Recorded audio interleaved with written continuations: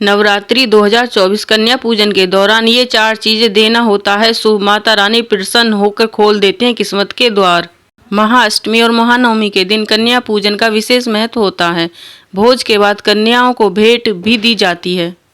कहते हैं अगर इन 4 चीजों में से कोई एक चीज भेंट की जाए तो माँ दुर्गा काफी प्रसन्न होती हैं।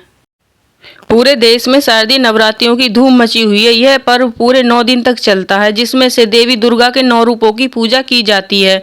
कई भक्त इन 9 दिनों तक उपवास भी करते हैं। भले ही सभी की पूजा का तरीका थोड़ा अलग अलग होता है, लेकिन नवरात्रि की महाअष्टमी और महानवमी के दिन लगभग हर कोई अपने घर कन्या भोज का आयोजन करता है। इस दिन छोटी छोटी बच्चियों को घर में बुलाकर उनके लिए स्पेशल भोजन जैसे पूड़ी, हलवा, खीर, काले चने, छोले आदि तैयार किए जाते हैं। कहा जाता है कि इन छोटी छोटी कन्याओं में माता रानी का वास होता है।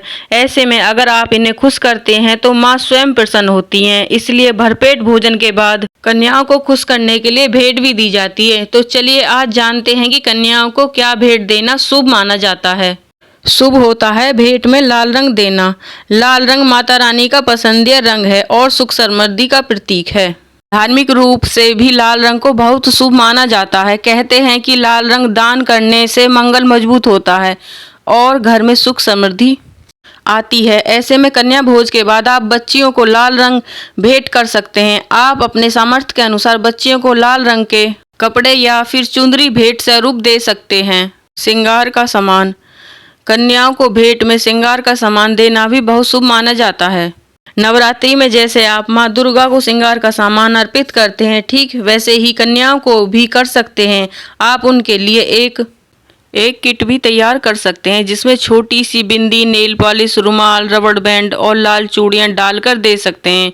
हालांकि इसमें से कोई एक चीज़ भी भेंट दी जा सकती है। आप अपने सामर्थ्य के अनुसार भेंट तैयार कर सकते हैं। पैसों की भेंट से प्रसन्न होती हैं माँ लक्ष्मी। अगर आप कोई गिफ्ट आइटम नहीं खरीद पाए हैं तो पैसों की भेंट भी दे सकते हैं।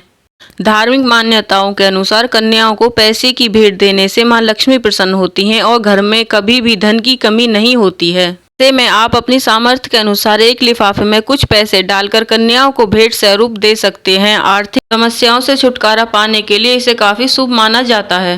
फल और मिठाइयों को करें शामिल। कन्या पूजन के दौरान आप कन्याओं को फल और मिठाई भी भेंट स्वरूप दे सकते हैं।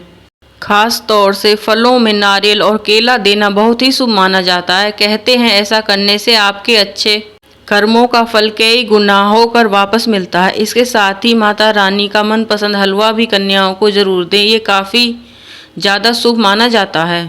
आप बाजार से लड्डू या बर्फी मंगवा कर भी कन्याओं को दे सकते हैं। इससे कन्याएं बहुत खुश होंगी। जय माता दी कमेंट में ज़रूर लिखें। अगर आपको यह जानकारी अच्छी लगी है तो हमारी वीडियो को शेयर करें और चैनल को सब्सक्राइब करें। धन्यवाद।